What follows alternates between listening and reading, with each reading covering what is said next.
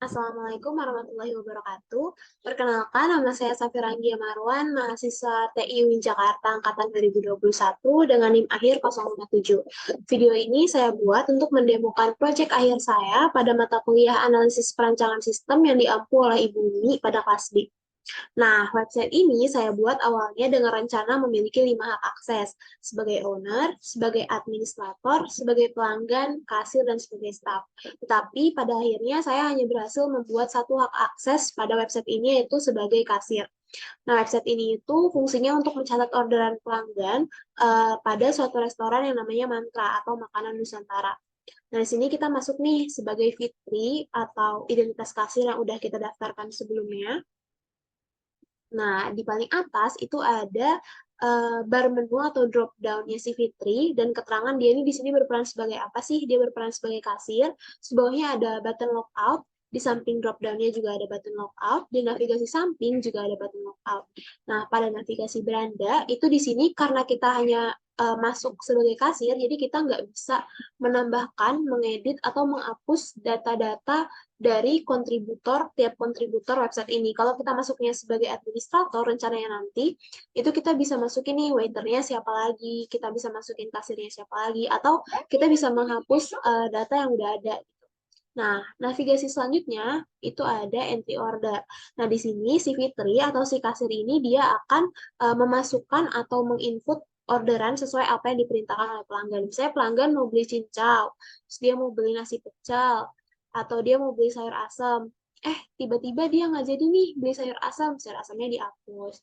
Nah, terus di sini misalnya dia mau beli cincaunya 3 gelas, jadi kita masukin angka 3 di sini.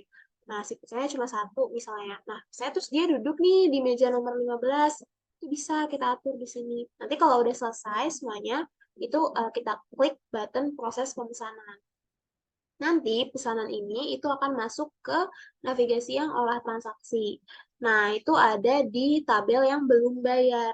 Nah, di sini itu ada keterangan nomor meja yang tadi, terus nama pemesannya Fitri. Nah, ini kenapa nama pemesannya masih Fitri? Karena saya belum berhasil membuat hak akses untuk pelanggan. Jadi nanti ketika sudah ada hak akses untuk pelanggan, itu nama pemesannya itu sesuai dengan nama pelanggan yang masuk di website kita gitu. Tapi karena di sini belum ada, jadi namanya masih sesuai nama kasir yang menanganinya gitu. Nah, di sini ada button transaksi dan button hapus. Ini button transaksi untuk memasukkan, menginput berapa bayarannya dia dan berapa kembalian dia dapat. Terus kalau button hapus itu untuk menghapus si transaksi ini. Coba kita coba ya buttonnya. Nah, hilang kan si transaksi yang sebelumnya. Nah, misalnya ini kan di tabel yang transaksi terdahulu atau transaksi yang sudah selesai, itu juga ada button hapus dan button cetak. Nah, button hapus di sini juga berfungsi nih. Button cetaknya juga berfungsi. Nah, nanti ini kita stroke ini atau detail pemesanan ini itu kita bisa cetak. Nah, navigasi yang terakhir itu ada generate laporan. Nah, di sini kita bisa lihat nih, misalnya kita bisa lihat laporan setiap itemnya itu udah terjual berapa, sisanya berapa, harga satuannya berapa, dan total pemasukan dari tiap itemnya itu berapa. Kayak contohnya dari sate ayam. Sisa stoknya dia ada 14 karena dia udah terjual 2.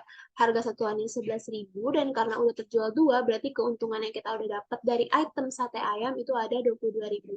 Nah, di bawahnya ini ada keterangan berapa total uang yang sudah masuk, yaitu 142.500. Mungkin untuk fitur atau fitur-fitur yang ada di website ini mungkin cukup sekian.